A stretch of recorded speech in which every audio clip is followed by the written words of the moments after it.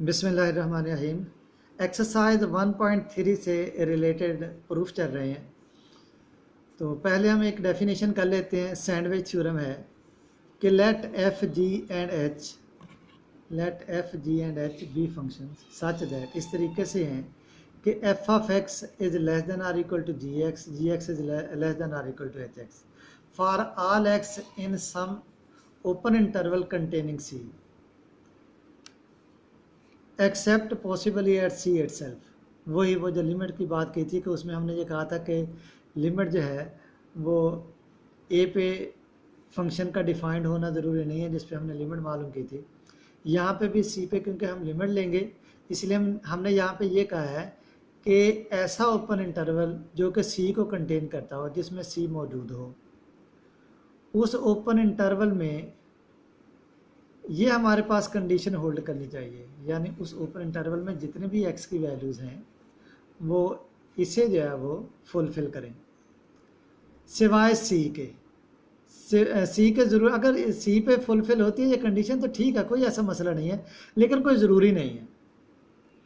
तो अगर ये कंडीशन पूरी हो जाती है और इसके साथ ये है कि limit x approaches c f of x is equal to l, यानी इसकी लिमिट जो है वो सी पे जब एक्स सी को अप्रोच करे, अगर एफ ऑफ एक्स की लिमिट जो है जब एक्स सी को अप्रोच करता है एल के बराबर है।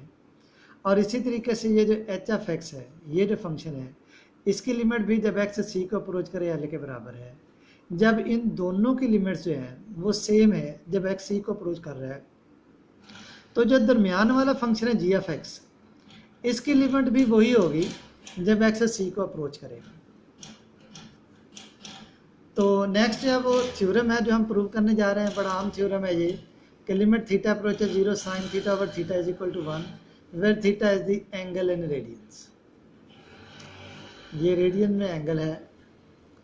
तो प्रूफ है इसका, consider a sector O A B.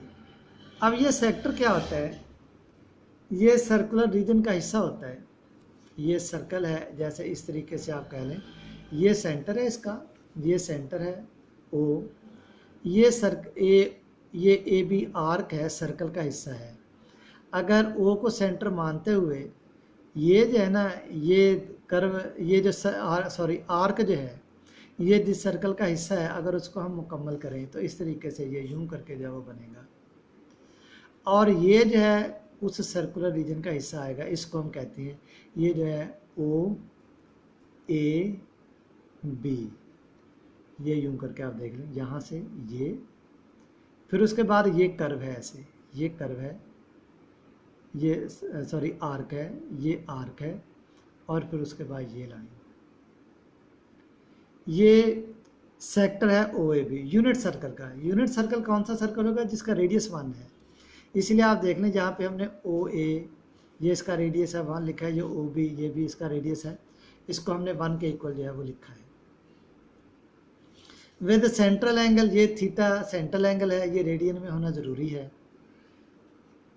तो इस तरीके से हमने इस फिगर को कंप्लीट किया है। कैसे? एक तो ये है कि यहाँ से बी से हमने परपेंडिकुलर ड्रा किया, यहाँ पे 90 डिग्री का एंगल बनाया है। इसी तरीके से इसको यूं आगे बढ़ा के यहाँ से फिर नीचे हम इस तरीके से लेके आए, या आप इस तरीके से कह लें कि इसको बढ़ा दिया, ये यूं आगे को ले गए। फिर यहाँ से ए से जो है ना वो यूं परपेंडिकुलर ड्रा किया, 90 डिग्री का जाविया बनाते हुए ये लाइन ड्रा की है। ये यहाँ पे इस लाइन को जिस पॉइंट पे मिल रही है उसको हमने डी कह दिया।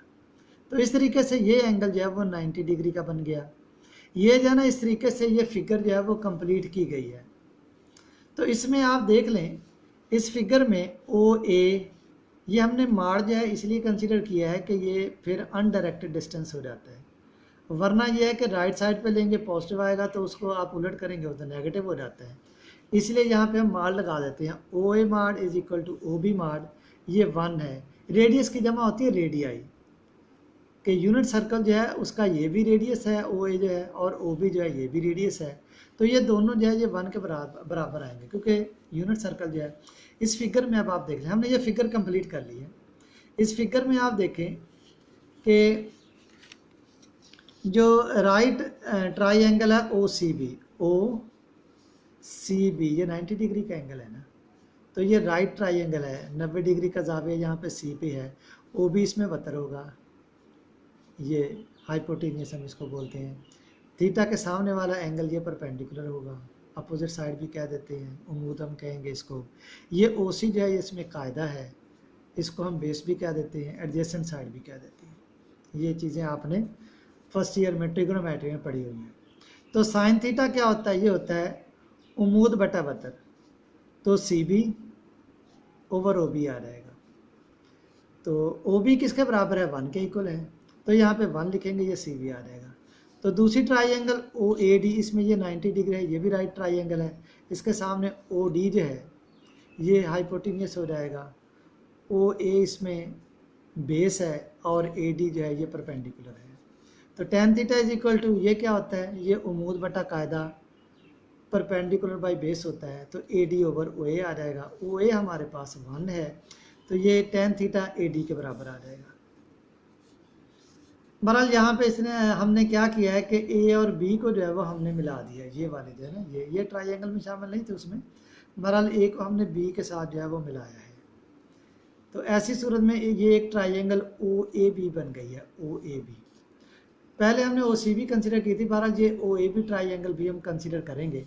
इसमें आप देखें कि area of triangle O A B, यहाँ पे ये मैं पेंसिल के साथ आपको शो करता हूँ, ओ ए बी, ये O है, ये A है, ये देखें ये सीधी लाइन, ये सीधी लाइन, ये फिर ये AB, ये भी सीधी लाइन, ये वाली जो है ये सीधी लाइन, AB ये सीधी लाइन, उसके बाद ये OB ये सीधी लाइन।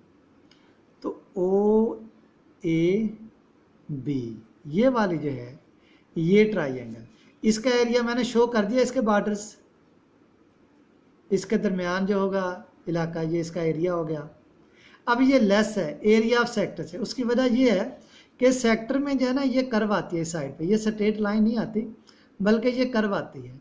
जो कर्व आती है तो इसका मतलब ये होगा कि ये जो है, ये जो दरमियान में है एरिया, ये सेक्टर में इजाफी है उस ट्राइंगल के एरिया से। ये एरिया ऐसा है जो कि सेक्टर में के अंदर ये वाला एरिया ज़्यादा है ट्राइंगल ओ ए बी के एरिया से, इसलिए क्या है कि ट्राइंगल ओ ए बी का एरिया जो है वो सेक्टर ओ ए बी के एरिया से कम होगा। और सेक्टर ओ ए बी का एरिया जो है, अब आप देखें कि ओ ए बी सेक्टर जो है वो ओ ए डी ट्राइंगल के अंदर है, और ये जो है वो इजाफी एरिया है जो कि ट्राइंगल ओ ए डी में तो है लेकिन सेक्टर में नहीं है, इसलिए सेक्टर ओ ए बी, इसलिए सेक्टर ओ ए बी का एरिया जो है वो area of triangle O A D से कम होगा। हम ये एरियाज मालूम कर लेते हैं। Area of triangle O A B आपको मालूम है, मैट्रिक लेवल पे भी आपने पढ़ा हुआ, 1/2 इंटू बेस इंटू परपेंडिकुलर, 1/2 ज़रब कायदा ज़रब उमूद, ये होता है। तो ओ ए यहाँ पे ट्राइंगल ओ ए बी के लिए, ये जो ट्राइंगल ओ ए बी है, ये ओ ए और बी, इसमें क्या है, ये बेस है, ओ ए जो है ओ ए बेस है, और ये सी बी ये परपेंडिकुलर है, तो ओ ए इंटू सी बी आ जाएगा। ओ ए 1 है, सी बी क्या है ये हमने मालूम किया है कि सी बी किसके बराबर है, यहाँ पे आप देख लें, ये मैं आपको बताता हूँ कि सी बी जो है वो साइन थीटा के इक्वल है।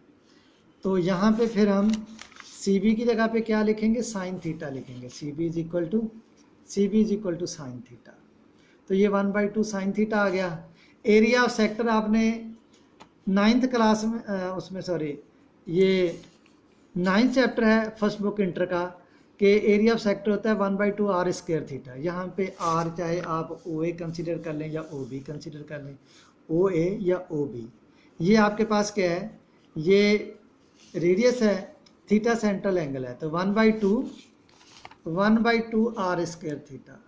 Area of sector O A B 1/2 r square theta, r यहाँ पे ओ ए है, ये किसके बराबर है, ये 1 के इक्वल है। जहाँ पे आप देख लें r is equal to 1, O A consider कर लें या ओ बी कंसिडर कर लें, तो ये हमारे पास आ जाएगा 1/2 थीटा। तो एरिया ऑफ सेक्टर जो है ये आ गया 1/2 थीटा, और area of triangle O A D ये भी 1/2, ओ ए बेस है, ए डी परपेंडिकुलर है। इसमें आप देख लें यहाँ पे क्या है, ओ ए बेस है, ए डी परपेंडिकुलर है, तो 1/2 into O A into A D, ये area of triangle O A D आ जाएगा। Area of triangle O A D जो है ये हमारे पास आ जाएगा। तो 1/2 tan थीटा आ जाएगा हमारे पास।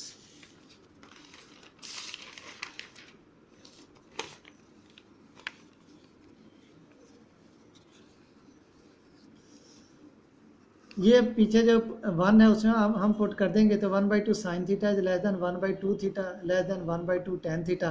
2 के साथ मल्टीप्लाई करेंगे तो ये 1/2 ख़त्म हो जाएगा। अब नेक्स्ट क्या है कि tan थीटा होता है sign theta over cos theta, तो साइन थीटा के साथ डिवाइड कर दें तो 1 ये थीटा ओवर साइन थीटा और ये 1 ओवर cos थीटा। असल में हम साइन थीटा ओवर थीटा की फॉर्म लेके आ रहे हैं, इसलिए ये हमने अमल किया है। इसके बाद हम इसका रेसिप्रोकल लेंगे तो साइन थीटा ओवर थीटा बन जाएगा। रेसिप्रोकल लेंगे लेस ग्रेटर में चेंज हो जाएगा। 1 is greater than sign theta over theta greater than cos theta. इधर से लिखें तो cos theta is less then sign theta over theta is less then 1। अब हमें मालूम है कि जब हम लिमिट थीटा अप्रोचेस 0 यहाँ पे अप्लाई करते हैं तो ये 1 आ जाता है जैसे, और ये जो है इसकी लिमिट भी 1 आ जाती है।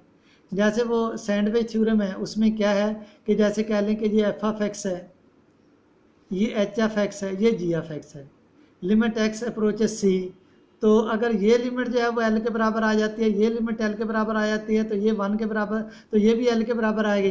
तो यहाँ पे आप देखें कि यहाँ पे l क्या है 1 है, क्योंकि इसकी लिमिट जब थीटा अप्रोचेस 0 1 आ रही है, इसकी लिमिट भी 1 आ रही है, तो जो दरमियान में फंक्शन है sign theta over theta by sandwich theorem, इसकी लिमिट भी यही आ जाएगी।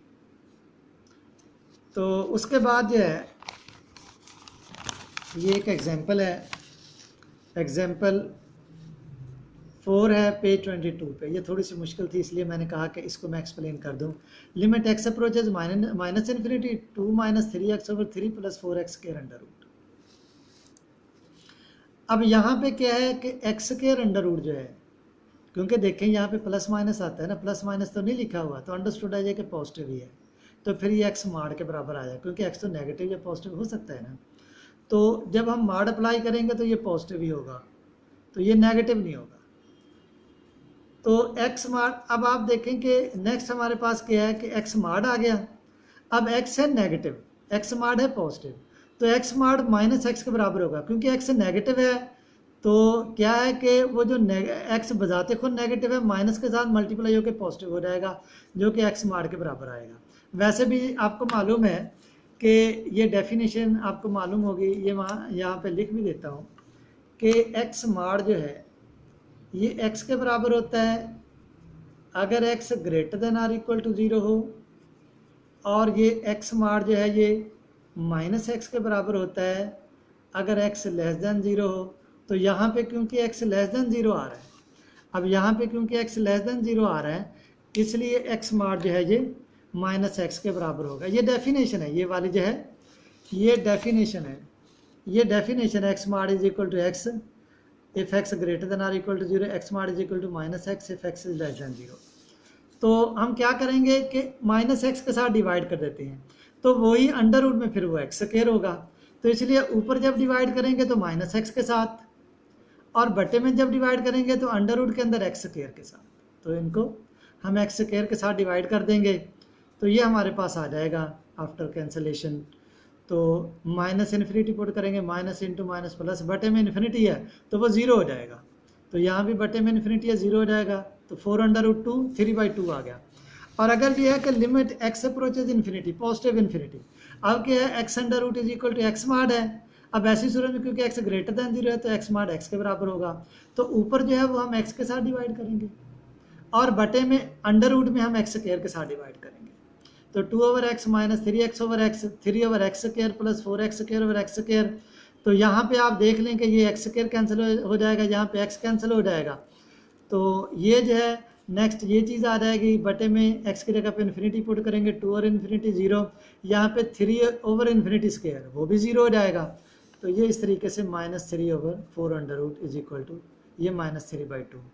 तो यहाँ तक जो है ना वो एक्सरसाइज 1.3 और उससे रिलेटेड जो प्रूफ्स हैं वो मुकम्मल हो गए हैं।